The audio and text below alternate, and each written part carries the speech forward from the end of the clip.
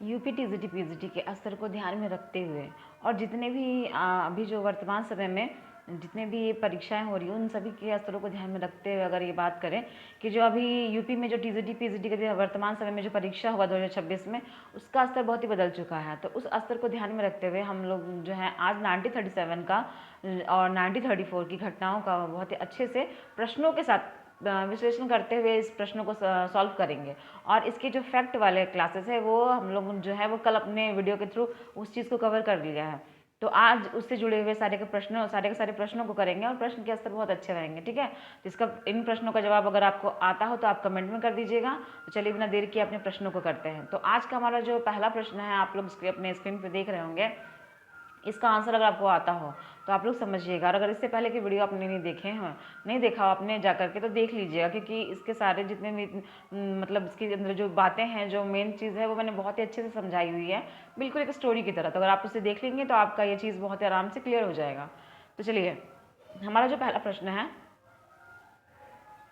इस पहले प्रश्न को अगर आप देखिए तो इस प्रश्न में क्या लिखा है, निम्नलिखित कथनों पर विचार कीजिए। 1937 के चुनाव में कांग्रेस को स्पष्ट बहुमत सभी प्रांतों में प्राप्त हुआ था। बताइएगा इसका आंसर अगर आपको आता हो तो। क्या उनको जो स्पष्ट बहुमत है सभी प्रांतों में मिल गया था, या फिर कांग्रेस ने प्रारंभ में मंत्रिमंडल बनाने से इनकार कर दिया था? तो बताइए दोनों में से कौन सा आंसर जो है वो सही होने वाला आपके हिसाब से।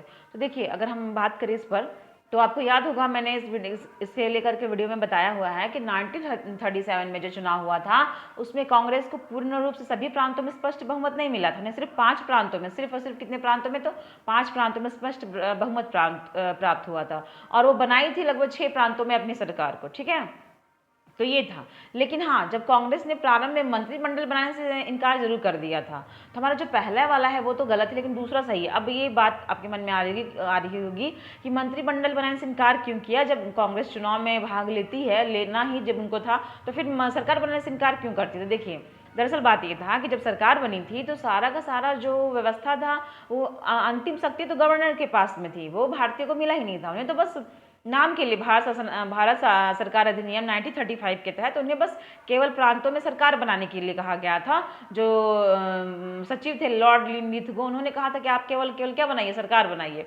पर जो शक्ति थी वो दे दिया गया था किसे? गवर्नर के हाथ में। उन्होंने कहा था कि अगर आप सरकार नहीं बनाते हैं तो भी ये चुनाव होगा ही होगा। तो कांग्रेस ने सोचा कि भाई बाहर से रह करके हम जनता का कैसे हित कर सकते हैं। तो शुरुआत में उन्होंने इसी सोच से मना कर दिया था कि हम जब जीत गए हैं, जीतने के बाद भी अपनी जनता के चीज़ों का ध्यान नहीं रख सकते हैं, उनकी तकलीफ़ों को नहीं दूर कर सकते हैं, उन पे जो जबरन उन पे लगान लगाए जा रहे हैं, किसानों के साथ जो अन्याय किया जा रहा है, सभी राजनीतिक कैदियों को गिरफ्तार कर लिया गया है।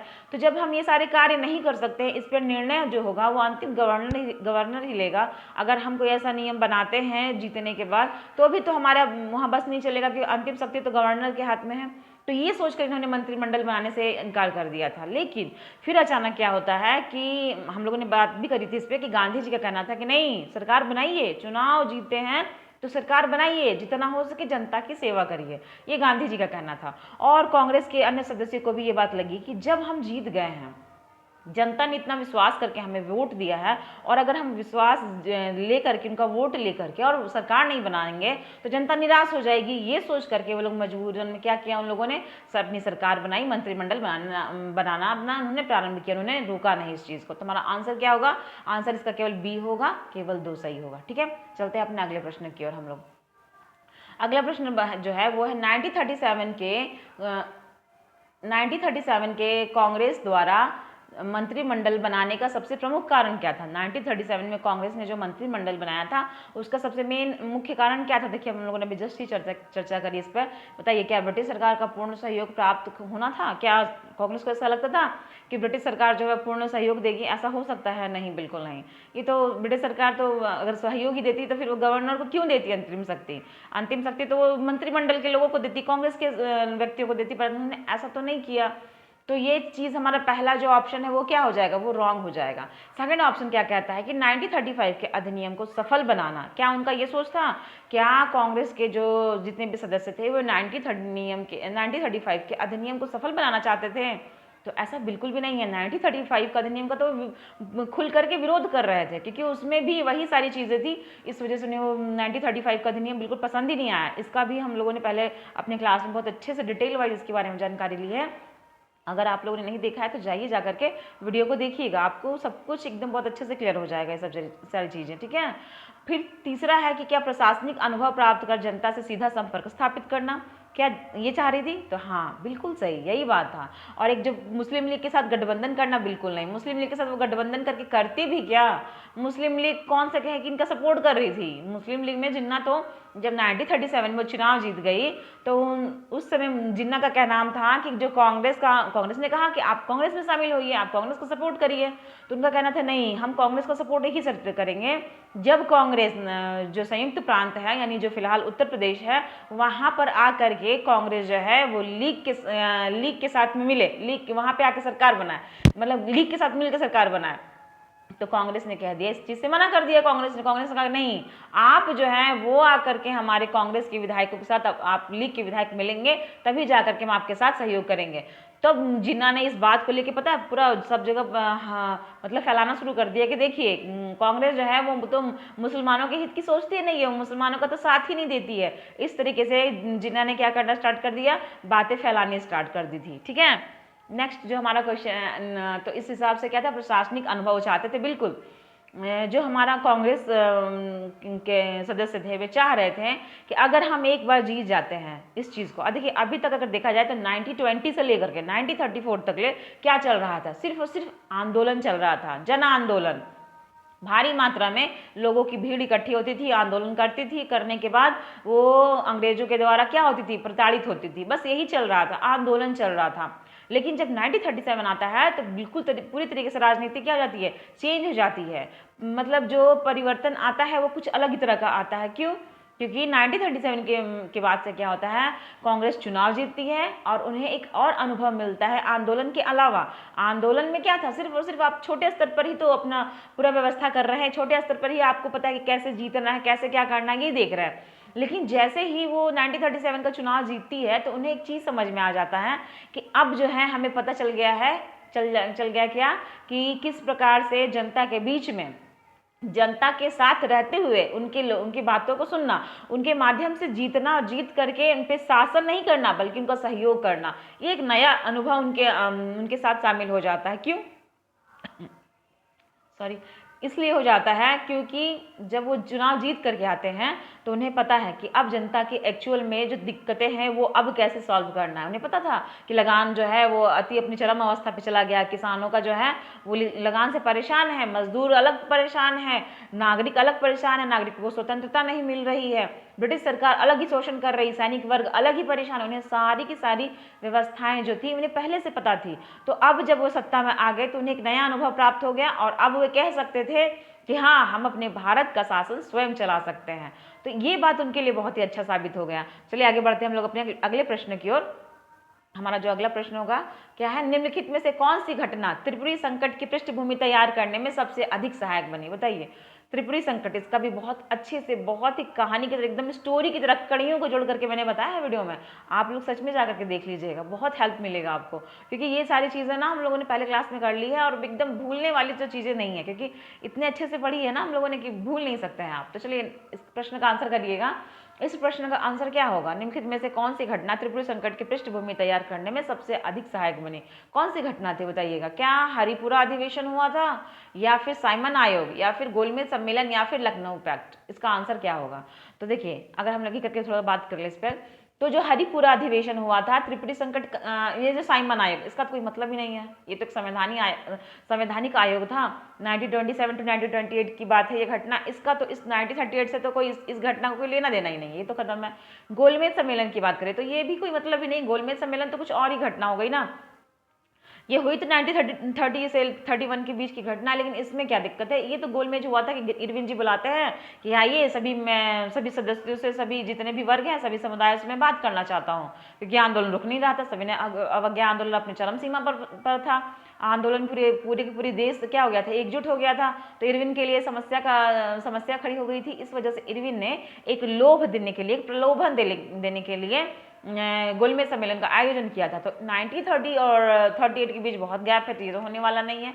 लखनऊ पैक्ट इसमें भी नहीं है, ये तो कांग्रेस और मुस्लिम लीग का मिलन हो गया और एक साथ मिलकर इन लोग के बीच में बातचीत हुई। तो लखनऊ पैक्ट का भी कोई लेन देना नहीं है, तो तीनों ही घटना गलत है। इसका असली आंसर क्या होने वाला, सही आंसर हरिपुरा अधिवेशन 1938 जो हरिपुरा अधिवेशन है वही स्टार्ट हो जाता है किस चीज़ से, त्रिपुरी संकट से। इस समय सुभाष चंद्र बोस जो थे वे जीत करके आते हैं, सॉरी अध्यक्ष बनते हैं। वे हरिपुरा में अधिवेशन होता है कांग्रेस का, उसमें अध्यक्ष बनते हैं सुभाष चंद्र बोस और राष्ट्रीय योजना समिति का निर्माण करते हैं।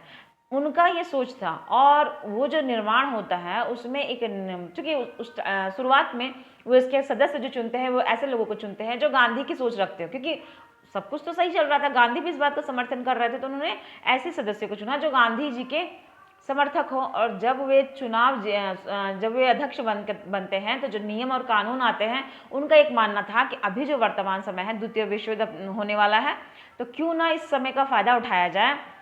हम लोग अभी तो अंग्रेज कहीं और फंसे होंगे इस युद्ध की वजह से, तो जब ये युद्ध में फंसे होंगे तो हम लोग वो कमजोर हो जाएंगे, भारत की ओर अपना ध्यान नहीं दे पाएंगे।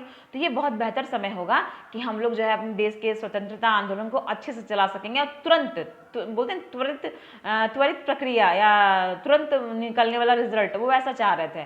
पर गांधी जी कहते हैं कि नहीं, किसी की मजबूरी का फायदा नहीं उठाना है। अगर उधर फंसे हैं तो हम इसका फ़ायदा नहीं उठाएंगे, हम अपनी गति को उसी प्रकार से लेके चलेंगे। हमें कोई अहिंसा नहीं करना है, हमें कोई ऐसा कार्य नहीं करना है जिससे इतिहास हमारे चीज़ों को गलत तरीके से याद करें।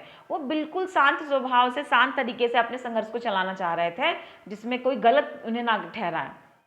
पर सुभाष चंद्र भाई वो युवा नेता थे, उनका तो कहना था कि नहीं, हमें तो सब कुछ निष्कर्ष तुरंत निकालना है। इस वजह से इन दो विचारों के बीच मतभेद शुरू हो गया, इन दोनों के बीच मतभेद शुरू हो गया।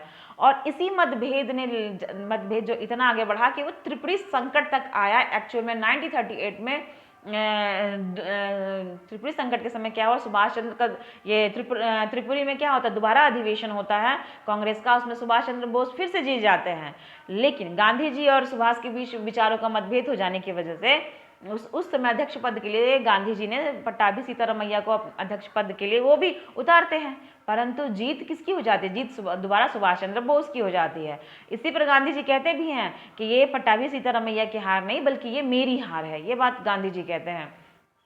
क्योंकि यहाँ एक चीज़ समझ लेना बहुत अच्छे से कि सुभाष चंद्र बोस और गांधी जी के बीच में मतभेद नहीं था और ना ही कोई त्रिपुरी संकट जो है वो अध्यक्ष पद को लेकर के पैदा हुआ था। नहीं, ये जो संकट था ये पैदा हुआ था विचारों की वजह से। इसमें अध्यक्ष पद को लेकर के कोई बहस नहीं हुई। भले गांधी जी ने दूसरे अपने व्यक्ति को उतारा अध्यक्ष पद के लिए, लेकिन सुभाष चंद्र बोस के जीतने से उन्हें कोई समस्या नहीं थी। उन्हें समस्या थी उनके विचारों से। वे विचारों को चाह रहे थे कि सुभाष चंद्र बोस जो है वो एक ऐसा विचारधारा में ही रहे जैसा गांधी जी चाहते हैं।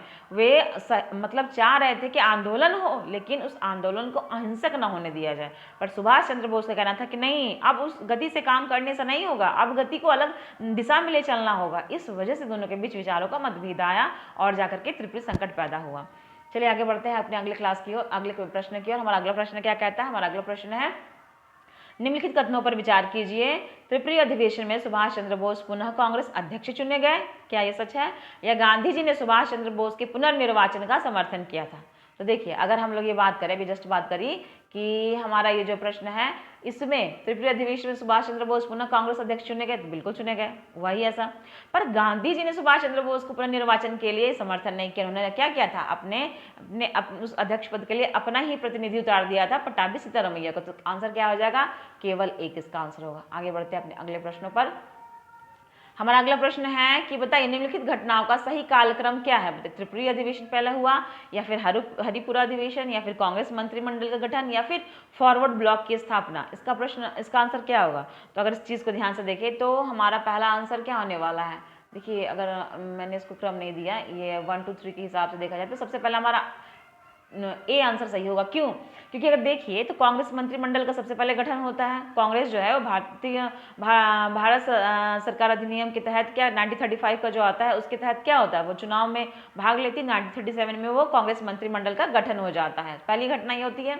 उसके बाद पहले क्या होता है, हरिपुरा अधिवेशन होता है, तब जा करके सुभाष चंद्र बोस अध्यक्ष बनते हैं। फिर वहाँ से फिर वो राष्ट्रीय योजना समिति का निर्माण करते हैं, फिर जा करके फिर त्रिपुरी अधिवेशन होता है गुजरात में, वहाँ पर सुभाष चंद्र फिर से अध्यक्ष पद के लिए जीत जाते हैं। तो ये तीसरा हो गया। और फिर जा करके जब इन लोग के बीच वैचारिक मतभेद हो जाता है गांधी जी और सुभाष चंद्र बोस में, और सुभाष चंद्र बोस से कहा जाता है कि आप जो है इस योजना समिति के लिए सदस्य चुनिए, लेकिन सदस्य का जो सिफारिश होगी वो गांधी जी करेंगे, ये कहा जाता है उनसे। तो भाई कैसे गांधी जी करेंगे, गांधी जी तो इनका समर्थन ही नहीं कर रहे हैं सुभाष चंद्र बोस का, तो फिर वो क्यों अपने लिए इसके लिए सदस्य चुनेंगे। तो गांधी जी इस बात से इनकार कर देते हैं। तब सुभाष चंद्र बोस को इस बात का समझ में आता है कि अब जो है वो गांधी के विरुद्ध में जाकर के ये काम नहीं हो सकता, इसीलिए वो कांग्रेस में ही रह, कैसे नहीं, कांग्रेस से अलग हो जाते हैं उस समय, तत्काल अलग नहीं होते, वे कांग्रेस में ही रह करके वो क्या करते हैं, फॉरवर्ड ब्लॉक की स्थापना करते हैं। और इसमें वो चाहते क्या है, वो चाहते हैं कि कांग्रेस के ऐसे नेता जो वामपंथी हो, समाजवादी हो, इस तरह के नेता को क्या कहते हैं कि इसमें शामिल करे, ताकि शामिल करके क्या हो, कांग्रेस को और मजबूत किया जाए, ना कि कांग्रेस से अलग हो जाना। उनका ऐसा इरादा नहीं था शुरुआत में, ठीक है। तो हमारा क्या हो जाएगा, 3, 2, 1, 4, ठीक है, 3, 2, 1 and 4। चलिए आगे चलते हैं हम लोग। हमारा जो अगला प्रश्न था वो था त्रिपुरी संकट का मुख्य कारण क्या था। त्रिपुरी संकट क्यों हुआ था, क्या कांग्रेस और मुस्लिम लीग का विवाद हुआ, बिल्कुल नहीं, ये तो गलत चीज है। क्या कांग्रेस के भीतर भविष्य की राजनीतिक रणनीति पर मतभेद हुआ, अभी हम लोगों ने इस पर बात करी थी, बिल्कुल यही चीज तो हुआ था ना कि कांग्रेस के भीतर भविष्य में जो होने वाला व्यवस्थाएं हैं वो तो उसी चीज को लेकर विवाद चल रहा था। सुभाष चंद्र बोस का कहना था कि नहीं हमें तो तुरंत सफलता चाहिए, और गांधी जी कह रहे थे कि नहीं आराम से चलते हैं। तो इसी बात को लेकर थोड़ा राजनीतिक मतभेद ही चल रहा था दोनों में, मतलब क्या रणनीति होनी चाहिए, किस प्रकार से आंदोलन को आगे बढ़ाया जाए, इसी बात को लेकर बहस चल रही थी। तो यही हुआ था। ब्रिटिश सरकार द्वारा कांग्रेस पर प्रतिबंध लगाया गया, नहीं ब्रिटिश सरकार ने कोई, हाँ प्रतिबंध तो लगा दिया था, उन्होंने गवर्नर को तो रख दिया था, लेकिन उससे कोई मतलब नहीं बना, क्योंकि वो जब कांग्रेस आई ये तो अलग ही घटना हो गई ना, वो तो चुनाव के समय 1937 की घटना है, तो इसका तो इससे कोई लेना देना नहीं है। त्रिपुरी संकट का इस घटना से कोई लेना देना ही नहीं है। किसानों का आंदोलन हुआ, ये भी 1937 की ही बात है, किसानों ने आंदोलन किया था 1937 के चुनाव में भी ये आंदोलन हुआ था। क्यों हुआ था, क्योंकि देखिए किसानों का आंदोलन यहाँ स्पष्ट भी नहीं है, क्योंकि किसानों ने अंग्रेजों के विरुद्ध भी आंदोलन किए थे, और साथ में जब 1937 में जब चुनाव जीत करके आया कांग्रेस, तो उस समय भी इन्होंने आंदोलन किया था कांग्रेस के विरोध में, क्योंकि इनका मानना था कि भाई कांग्रेस जीत गई है तो अब तो हमारी जो भी दिक्कतें हैं तुरंत दूर हो जाएगी, ये भी तुरंत चाह रहे थे सब कुछ होना। तो ऐसे कैसे हो सकता था, जब कांग्रेस के पास पूर्ण अधिकार ही नहीं था, पूर्ण शक्तियां ही नहीं थी, तो कांग्रेस कर कैसे सकती थी। हालांकि कांग्रेस ने इन्हें समझाने का बहुत प्रयास किया, कई जगहों पे प्रयास किया कि कुछ मतलब सॉल्यूशन निकल जाए, पर वो पूर्णतः मतलब जब तक आपके पास पूरा पावर नहीं होगा आप कैसे बदल दीजिएगा, परिस्थितियों को नहीं बदल सकते। बस इसी वजह से लेकर के किसानों ने आंदोलन किया था। हम्पो का आंदोलन हम लोगों ने पढ़ा था इस बारे में लेकर के, बल्कि इन्होंने बहुत जगह प्रयास किया कांग्रेस ने। बिहार में जो काश्तकारी अधिनियम चल रहा था उसके लिए इन्होंने व्यवस्थाएं करी, पर कुछ हो नहीं पाया, क्योंकि शक्तियां जब तक इनके हाथ में नहीं होंगी तब तक ये कर कैसे सकते हैं। तो चलिए आगे बढ़ते हैं हम लोग अपने अगले प्रश्न की ओर। हमारा अगला प्रश्न है, निम्नलिखित में से किस घटना ने मुस्लिम लीग को यह प्रचार करने का अवसर दिया कि कांग्रेस केवल हिंदुओं का प्रतिनिधित्व करती है। यानी कि इनमें से कौन सी ऐसी घटना है बताइएगा जो मुस्लिम लीग ये कहना शुरू कर देती है कि कांग्रेस केवल हिंदुओं का प्रतिनिधित्व करती है। हम लोगों ने इसकी भी अभी जस्ट चर्चा करी कि जब 1937 का चुनाव होता है, कांग्रेस मंत्रिमंडल का गठन होता है, तो इनमें मतभेद हो जाता है। मुस्लिम लीग क्या कर रही थी, जिन्ना क्या कहते हैं, देखिए मुसलमानों ने ना, ऐसा नहीं है, जब 1937 का चुनाव होता है तो जिन्ना अपनी सरकार नहीं बना पाते हैं, ये नहीं हो पाता। क्यों, पंजाब यूनियनिस्ट की सरकार बनती है, बंगाल कृषक प्रजा पार्टी की सरकार बनती है, लेकिन मुस्लिम लीग की सरकार नहीं बन पाती है, क्योंकि अधिकांश मुसलमानों ने क्या किया था, कांग्रेस को ही वोट दिया था। मैंने कहा ना, मुस्लिम भी भारत का ही हिस्सा था कल भी और आज भी, परंतु कुछ नेता अपनी व्यवस्थाओं के लिए ये एक जातिवाद और ये सारी चीजें लाते हैं, परंतु ऐसा नहीं था। मुसलमानों ने क्या किया था, खुल करके कांग्रेस का सपोर्ट किया था, लेकिन सबसे बड़ी समस्या कहाँ आ गई, सबसे बड़ी समस्या आई कि जिन्ना ने जब कांग्रेस से कहा कि वो मतलब मुस्लिम लीग का सपोर्ट करे, तो कांग्रेस ने क्या कह दिया था कि नहीं आप आइए, आप कांग्रेस के जो विधायक है उसमें मुस्लिम लीग के विधायक शामिल होइए, तब हम आपका सपोर्ट करेंगे। लेकिन इसी चीज को लेकर के विवाद हो गया, जिन्ना ने क्या कहना शुरू कर दिया कि कांग्रेस तो मुसलमानों के लिए सुनती ही नहीं है, मुसलमानों के हित की बात करती ही नहीं है। इस प्रकार से कांग्रेस जो है केवल हिंदुओं का प्रतिनिधित्व करती, ये बात जिन्ना ने पूरा प्रचार करना शुरू कर दिया था। कब 1937 के चुनाव के बाद, ठीक है। असहयोग आंदोलन तो कोई मतलब ही नहीं इससे, इसका तो कुछ है नहीं, स्वदेशी आंदोलन भी नहीं और कैबिनेट मिशन योजना भी ऐसा कुछ नहीं। चलिए आगे बढ़ते हैं अपने अगले प्रश्नों को लेकर के। हाँ, अब देखिए असर्शन और रीजन का प्रश्न है। ये सारे प्रश्न अभी न्यू पैटर्न है, ये समझिएगा, अभी नया जितने भी आ रहा है एग्जाम उसमें इसी तरीके से प्रश्न पूछे जा रहे हैं। 1937 के चुनाव के बाद कांग्रेस के भीतर वैचारिक मतभेद अधिक स्पष्ट होने लगे। क्या ऐसा हुआ था? 1937 का चुनाव जब हुआ था तो क्या कांग्रेस के भीतर वैचारिक मतभेद होने लगा था, या फिर कांग्रेस पहली बार बड़े स्तर पर प्रशासन चलाने के अनुभव से गुजर रही थी? क्या हुआ था? जब 1937 का चुनाव हुआ था तो कांग्रेस के भीतर वैचारिक मतभेद हुआ था? बिल्कुल हुआ था, ये बात तो बिल्कुल सही है। और कांग्रेस पहली बार बड़े स्तर पर प्रशासन चलाने के अनुभव से गुजर रही थी?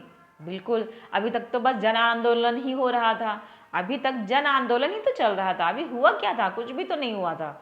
लेकिन जब सरकार बन जाती है तो उन्हें पता चलता है कि देश कैसे चलाना है, लोगों की समस्याओं को कैसे समाधान निकालना है। जब सब लोगों का प्रेशर पड़ता है ना एक नेता के ऊपर, तो किस प्रकार से उसे हैंडल करना है, ये चीज़ उन्हें कब समझ में आया? ये चुनाव जीतने के बाद ही समझ में आया। इसका आंसर क्या होगा? इसका आंसर होगा ए और आर दोनों सही है तथा आर ए की सही व्याख्या है। ठीक है, आगे बढ़ते हैं हम लोग अपने अगले प्रश्न की ओर।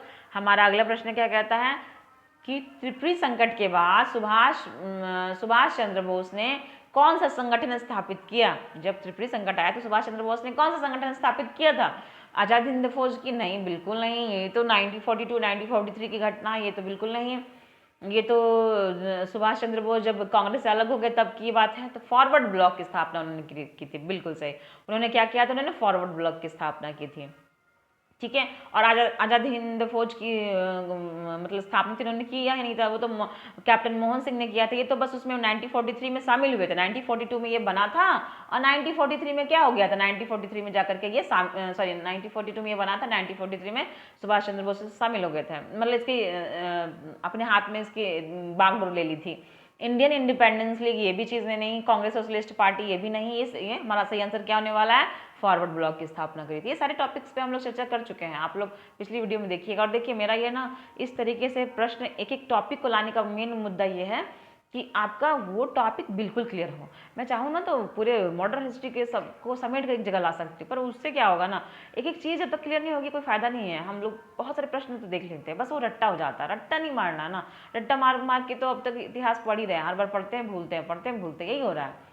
तो इस बार मेरा उद्देश्य है कि एक एक टॉपिक समझिए, टॉपिक क्लियर होगा तो जब याद होना स्टार्ट हो जाएगा तो फिर कोई दिक्कत ही नहीं आती। चीज़ें ना बुक जितना पढ़िएगा उतना भूलिएगा, पर जब याद करना स्टार्ट करिएगा तो कुछ नहीं भूलिएगा। बस इसी सोच के साथ मैं ये प्रश्न ला रही हूँ, एक टॉपिक उसके सारे प्रश्न, जितने प्रश्न अभ्यास कर लीजिए उतना अच्छा है। आज का हमारा ये अंतिम प्रश्न है, चलिए देखते हैं। निम्नलिखित में से कौन सा निष्कर्ष 1937 से 1939 की घटनाओं से सर्वाधिक उपयुक्त है? बताइए कौन सा इसमें से है जो इस बीच हुआ था? क्या कांग्रेस के भीतर सभी नेता एक जैसी रणनीति के पक्षधर थे? बिल्कुल नहीं, दोनों अलग अलग। गांधी विचार अलग चल रहा था और युवा नेता का विचारधारा अलग चल रहा था। सुभाष चंद्र बोस, जयप्रकाश नारायण, ये सब लोग अलग ही चल रहे थे। प्रशासनिक अनुभव और स्वतंत्रता प्राप्ति की रणनीति को लेकर कांग्रेस के भीतर मतभेद बढ़े? बिल्कुल यही चीज तो हुआ, प्रशासनिक अनुभव को ही लेकर के तो बढ़ा कि गांधी जी का कहना था कि नहीं, चीजें कैसे चली है, अहिंसक रूप से लेके चली है ना। वो सत्य, अहिंसा, सत्याग्रह उनका चलता ही रहा और वो सही था अपनी जगह, वो भी बहुत अच्छे थे। लेकिन वो नहीं करते तो शायद भारत में कब का सिर्फ मार काट ही होता और कुछ होता नहीं, इतना रिजल्ट तक पहुंचना इतना आसान नहीं होता। त्रिपुरी संकट का संबंध केवल अध्यक्ष पद के चुनाव से था? बिल्कुल नहीं, ये तो गलत बात है। अध्यक्ष पद से तो था ही नहीं, विचारों का मतभेद हो रहा था और कुछ नहीं था। अध्यक्ष पद तो कोई मतलब ही नहीं, भले उन्होंने उतारा लेकिन क्यों उतारा? क्योंकि विचार आपस में नहीं मिल रहे थे। 1937 के चुनाव का स्वतंत्र आंदोलन पर कोई प्रभाव नहीं पड़ा? बहुत पड़ा। ये स्वतंत्रता आंदोलन पर ये जब चुनाव हुआ, इन लोगों ने समझा कि देश को कैसे संभालना है, तो स्वतंत्र वो एक बोलते हैं ना नेता बन गए। नेता बन जो होता है वो नेतृत्व करना सीख जाता है, इन्हें नेतृत्व करना आ गया। इससे पहले ये आंदोलन चला रहे थे, वो आंदोलन असफल भी हो रहा था, तो इन्हें इस बात से समझ में आई कि आंदोलन के दौरान ये बस लोगों से मिल पाए, लोगों से अपना जुड़ाव कर पाए। लेकिन जब ये राजनीति में आए तो ये लोगों से तो जुड़ ही चुके थे, अब इन्हें प्रशासन चलाना आ गया, देश को चलाना आ गया। तो ये चीज़ें गलत है, ये भी गलत है। हमारा आंसर सही क्या हो जाएगा? बी। तो इस तरीके से हमारा जो है आज का हम लोगों ने क्या कर लिया, आज हमारा ये सारा का सारा 10 क्वेश्चन मैंने मतलब मैं लेकर के आई थी, सारा हम लोगों ने पढ़ लिया। अब हम लोग इसी तरीके से अगला फिर से फैक्ट वाली क्लासेस पहले करेंगे, पहले चीज़ों को समझेंगे जानेंगे, उसके बाद उसके प्रश्नों का अभ्यास करेंगे, ठीक है। अगर आप लोग मतलब ये सब चीज़ें आपको लगता है कि हाँ हेल्पफुल है एग्जाम के लिए, तो वीडियो को लाइक कर लीजिए और चैनल को सब्सक्राइब कर लीजिए, ताकि हर बार जो भी चीज़ें आएँ आपके सामने तुरंत आ जाएँ, ठीक है। तो मिलते हैं अगले वीडियो में, तब तक पढ़ते रहिए और तैयारी करते रहिए, वैकेंसी बहुत जल्द आने वाली है।